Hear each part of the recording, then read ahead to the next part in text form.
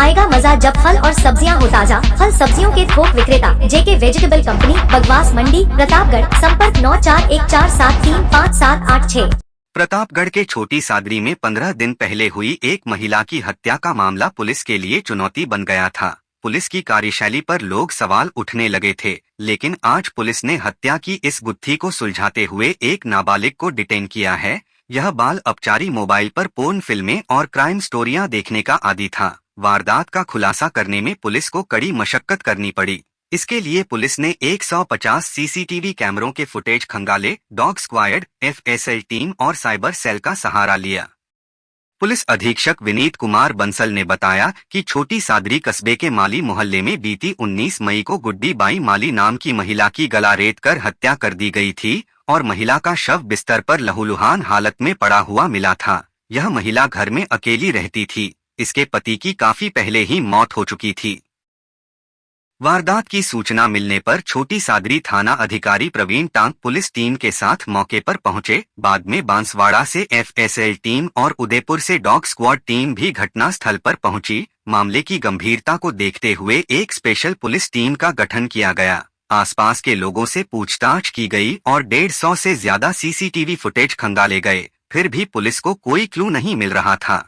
इसके बाद door to door survey के दौरान एक नाबालिग की गतिविधियां संदिग्ध लगने पर वारदात की रात के सीसीटीवी फुटेज फिर से खंगाले गए तो महिला के घर से मात्र 30 मीटर की दूरी पर रहने वाला यह बालक वारदात की रात मोबाइल चलाते हुए नजर आया। पुलिस को इस पर शक हुआ तो गोपनीय तरीके से इसके विषय में जानकारी जुटाई गई तो पुलिस का शक यकीन में बदलने लगा। अभिभावकों की उपस्थिति में बालक से पूछताछ की गई तो उसने वारदात करना कबूल कर लिया। उसने बताया कि वह मोबाइल पर पोर्न फिल्में देखने का आदी है, साथ ही क्राइम स्टोरियां भी देखता है। उसे पता था कि गुड्डी बाई माली घर में अकेली रहती है। गुड्डी बाई से संबंध स्थापित करने के लिए वह चाकू लेकर मकान के पीछे की दीवार फांद कर अंदर पहुंचा और सो रही गुड्डी बाई के पास पहुंच गया। अचानक हुई हरकत से गुड्डी बाई की नींद खुल गई। तब गुड्डी भाई ने कहा कि मैं तुझे पहचानती हूँ। इस पर लड़का घबरा गया और अपने साथ लाए चाकू से उसने गुड्डी बाई की गर्दन पर वार कर दिया। गुड्डी बाई ने बचाव की बहुत कोशिश की, लेकिन नाबालिग ने बार बार उस पर चाकू के वार किया, जिससे उसकी मौत हो गई।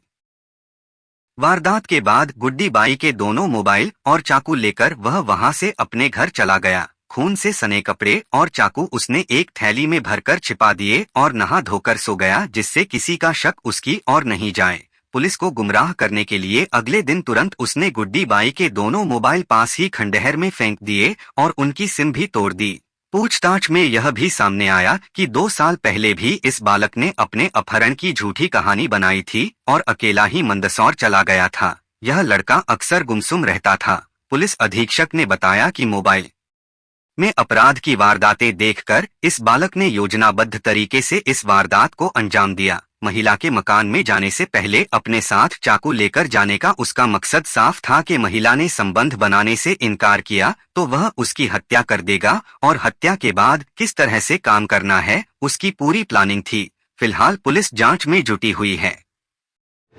ये जो कि बिल्कुल ब्लाइंड मर्डर था और बड़ा कहीं कोई बच्चे जो महिला थी बिल्कुल अकेली रहती थी। उसके पति का पहले पूर्व में निधन हो चुका था, उसके कोई संतान नहीं थी। तो सारे हमने जो हमारी आसूचना टीम है, तकनीकी टीम है, साइबर टीम है, एफएसएल की टीम है और हमारे जो थाने के जो अच्छे और काफ़ी जो पुराने अनुभवी लोग हैं उनको और ज़िले में भी जो वहाँ पर पहले थे उनको सबको बुला करके और सब लोगों का डोर टू डोर सर्वे करवाया। सारे साके सीसीटीवी फुटेज देखे हमने वहाँ पर कि क्या उसमें कुछ हमें क्लू मिला और सभी तरीके से हमने उसमें वहाँ पर हमारा इन्वेस्टिगेशन किया। मैंने भी जाकर के घटनास्थल पर जाकर के पूरे अधिकारियों को निर्देश दिए। हमारे को एक सूचना प्राप्त हुई कि एक उसी मोहल्ले का रहने वाला एक बालक है जो कि थोड़ा सा गुमसुम सा रहता है और उसके जो उस दिन घटना वाले दिन भी रात को 12, साढ़े 12, 1 बजे तक वो वहीं चौक में ही मंदिर के पास बैठा हुआ था। उसको फिर हमने हमारी टीम ने उसको डेवलप किया और उसके सारे उसके जो गतिविधियां थी उनको हमने उसको ट्रेस आउट किया और उससे जब साइकोलॉजिकल तरीके से जब उससे पूछताछ करी और जब उसके मोबाइल को खंगाला तो ये क्लियर हुआ कि इसी बालक ने उस महिला की हत्या की थी।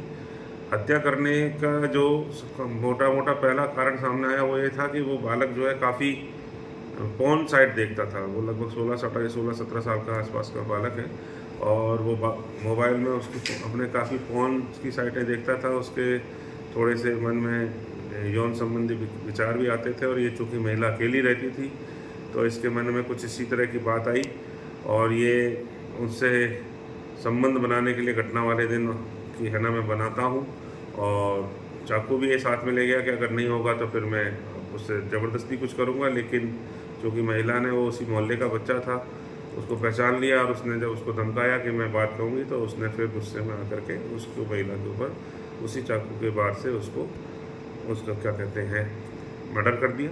और बिजली बिल के झटकों से पाए छुटकारा, लगवाएं ब्रांडेड सोलर पैनल, 78,000 तक की सब्सिडी। अधिकृत विक्रेता sunrise traders, Neemuch road, Pratapgarh. संपर्क 7597615453। प्रदेश के राजस्व मंत्री हेमंत मीणा के पिता पूर्व मंत्री नंदलाल मीणा के उत्तम स्वास्थ्य एवं दीर्घायु जीवन की कामना को लेकर आज प्रतापगढ़ में भाजपा कार्यकर्ताओं की ओर से महादेव का अभिषेक किया गया।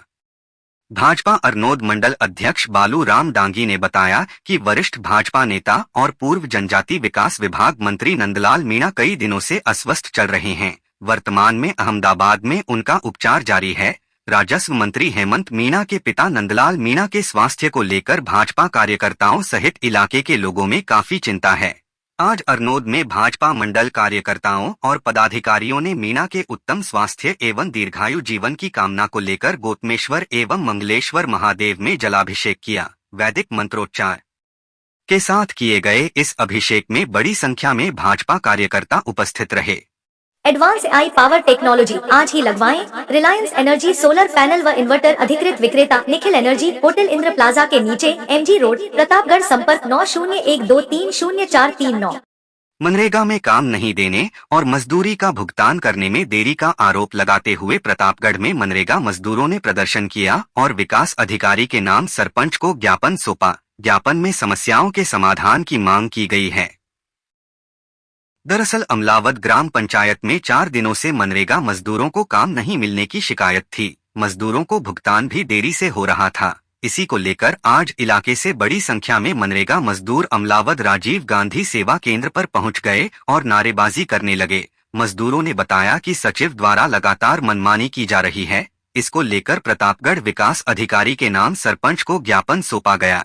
ज्ञापन में बताया गया कि सचिव द्वारा बीते 4 दिनों से काम नहीं दिया जा रहा है और भुगतान भी नहीं किया जा रहा है, जिससे मजदूरों के सामने संकट खड़ा हो रहा है। सचिव द्वारा बताया जा रहा है कि विकास अधिकारी ने कार्य पर रोक लगा रखी है। मनरेगा मजदूरों ने ज्ञापन में समस्या का समाधान नहीं होने पर प्रदर्शन की चेतावनी दी है।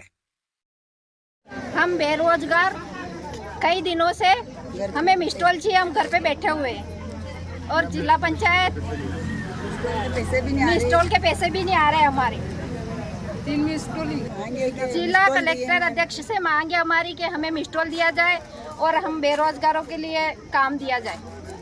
मजदूरी सावे मिस्टॉल सावे ने मजदूर और मजदूरी सावे। मिस्टॉल कब से जारी नहीं हुआ? मिस्टॉल पहला भी नहीं आया ना, 3 दिन में मिस्टॉल आया।